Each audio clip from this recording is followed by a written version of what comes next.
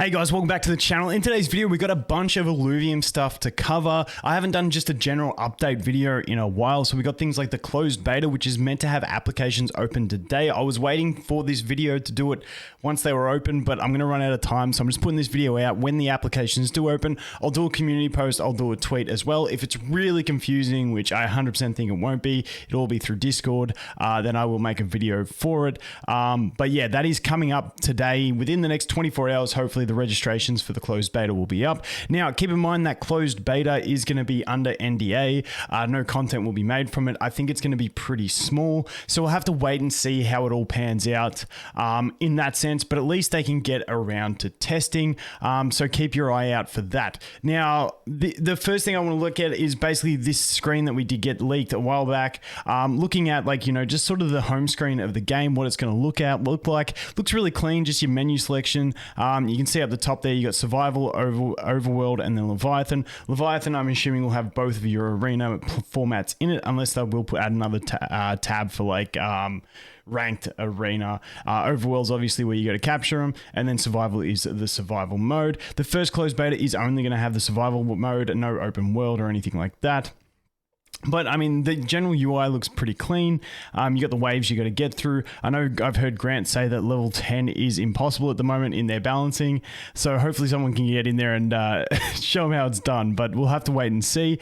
But yeah, like I said, Kieran did say in his interview with Arash from Polymos, who is also a mod in the Illuvium Discord. It was a great interview. There was a bit of reverb or feedback on Kieran's mic. So I'll leave a link to this if you guys want to watch it. I also put some timestamps to some notable things in there if you want to jump around and have a bit of a chat about it. The timeline, we'll talk about all these things briefly.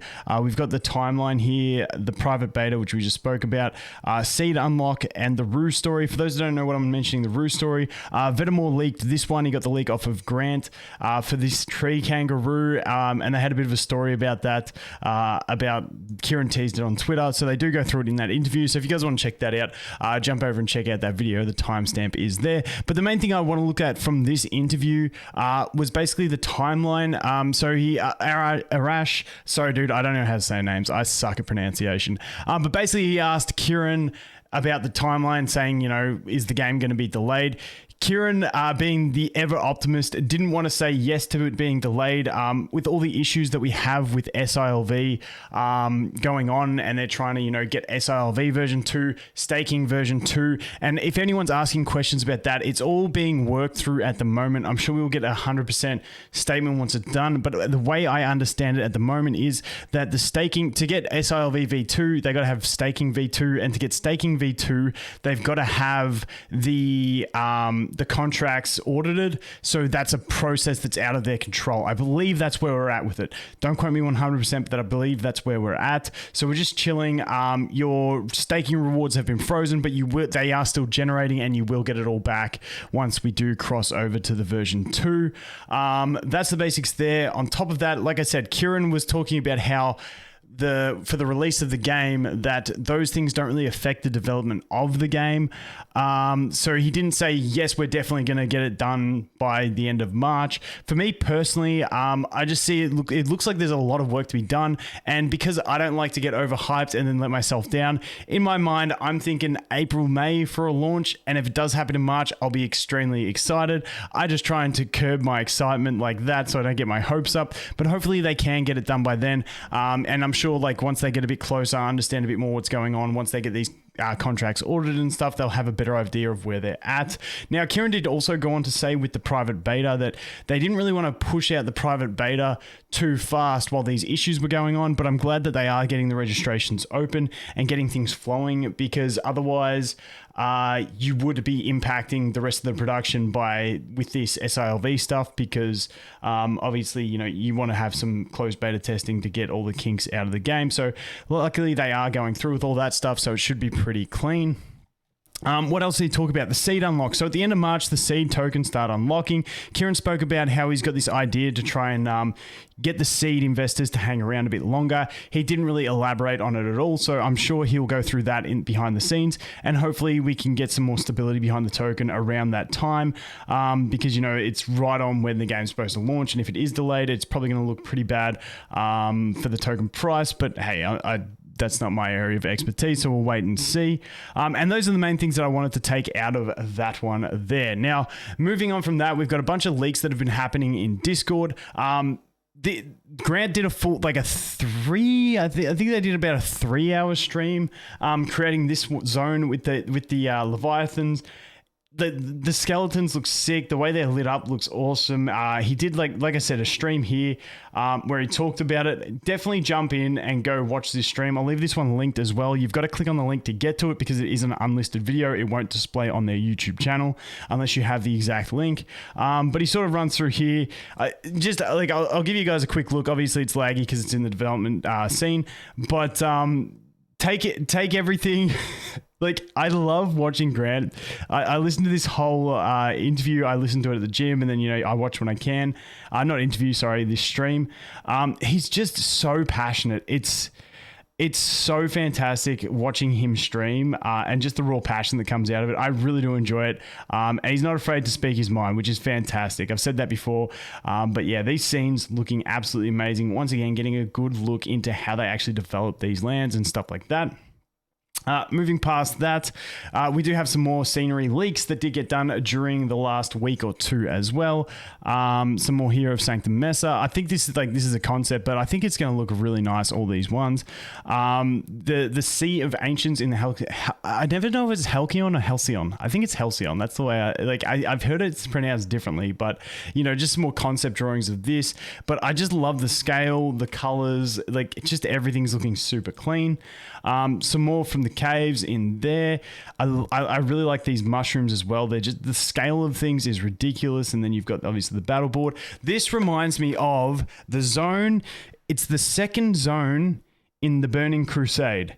I can't remember. I'm pretty sure it's the second zone. Well, you don't have to go direct to it, but anyone who played WoW, Burning Crusade expansion, second zone, this reminds me of that. 100%. Okay, moving on from that, we got some more in here.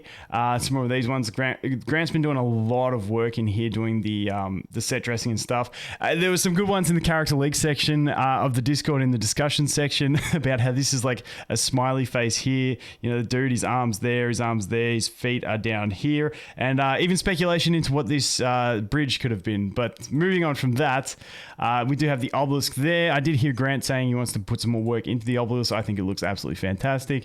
Looks super clean. This one I really love. This concept art of the Halcyon Falls looks wicked. It looks like the scale of that just looks insane. I can't wait to see it when they actually render it out. It's going to be cool. We did have this one here as well. I had a bit of chat. I'm pretty sure it was with Dimitri. He had a bit of fun in the comments over on the chat, saying we have a valuable assets page and there's no valuable assets. Bit disappointing. There is two very little ones, but then because I was a troll, he wouldn't show me what they are. So I'm a bit sad, waiting to see what they are. Moving on from that, we did get some gameplay leaks into, you know, skills and stuff like that. So here we have the Nature Illuvial. When they drop below X health, they regenerate Y max health over Z seconds. And I'm sure it's going to be a certain amount of cooldown. You can only proc it once every so often. We'll have to wait and see. The air one. Now, the air one was an interesting one to me because when I first saw it, air alluvials gain an X chance to dodge auto attacks. Now, this made me confused for a minute because Aaron has always said there's no straight RNG. There's no, like, you know, a 50% crit chance, and then, you know, one battle you may get it, one battle you may not get it, because it's just so much better for the programming of it, and the set amounts for it. So the way I believe this is going to work is if you've got, say, a 20% chance to dodge auto attacks, that would mean 1 in 5 you would dodge. Don't quote me, this is how I'm pretty sure it's going to work. And then if you had a 25% chance, that would mean 1 every 4. Maybe the first 3 you take and then the 4th one you dodge, or the first one you dodge and then the next 3 you take. It depends how they plan it out. But it'll be like a fixed amount based on the percentage chance. It just basically effectively will mitigate that percentage of damage that their auto attacks deal, because you will be dodging. So that's the way it works. The one thing I'm interested to see on how all this sort of stuff works is like if attack speeds on different alluvials come into effect, whether it's like you take 1 hit from one enemy, 1 from the other one from the other one, and then the 4th enemy gets dodged. It could be some really interesting plays in the way you can actually theory craft, like deep theory craft, like top 1% type stuff there, but we'll wait and see. Then we have this one with the Inferno. Looking at some of the animations, looking really cool. When Inferno alluvial uses an Omega, their next auto attack will splash X hex range around the target, dealing Y of max energy as energy damage per fire alluvial. With multiple Inferno synergies, the special attack will have Z charges. So, you know, if you got more Infernos, you know, the next 2 basic attacks will do this effect. So not too bad there. Then they have invested in a 3D printer, getting some of these 3D prints. Now, I love this sort of stuff. I'm a big fan of figurines. Even though we're playing in a digital space, having your hands on something is always fun. So I think they might end up doing like some competitions, doing giveaways. I think they spoke about doing like signed figurines of these giveaways, which would be really, really cool and an awesome collectible to get. We got this one here, which is the Komodo Dragon, looking absolutely savage. The Anteater, I really like this guy's design. He's just so bulky, it's not funny. This is a look at it as it's printing. Pretty cool to see how it actually works, and like all the different, like, you know, struts to hold it all together and stuff like that. Then we do have this one, which is of the brothers and their gorilla ape. Is it apes or gorillas? Apes? Yeah, whatever. Those ones, I had a brain melt for a sec.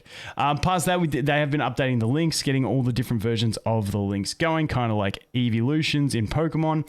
And then we had this one here. This was the one that I mentioned earlier about the tree kangaroo. And there is that story over in the interview with Polymos, so you can go check that out as well. Once again, that'll be linked in the description. But that is a basic roundup. I thought that was going to take a lot longer. I'm glad we got through it in that amount of time. Not wasting too much time, but yeah, that's a roundup of it. Like I said, closed beta, who knows, by the time I get this video up, it might actually be open. But yeah, closed beta applications, it'll probably be small, not high chances, but it will be coming. And then obviously we're waiting on all the SILV, the staking V2 contracts to go through, waiting to see how all that pans out. And then hopefully in the next week or 2, we can get a good sort of like a revised release schedule for land sale and all that stuff. But I will keep you guys posted. Anyway, thanks for watching. I hope you have an awesome day, and I look forward to seeing the next one. Cheers.